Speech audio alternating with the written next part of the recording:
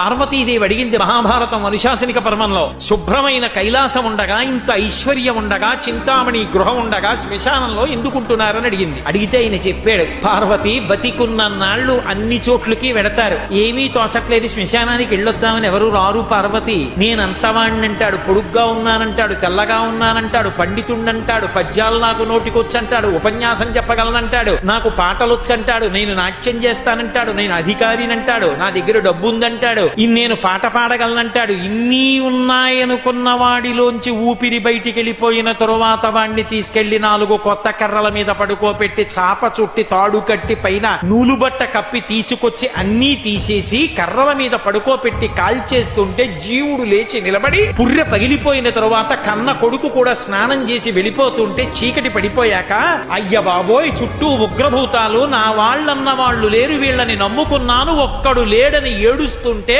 నేనున్నాను రా అని చెప్పడానికి నేను కూడా లేకపోతే చచ్చిన వాడు 1000 మాటలు చచ్చి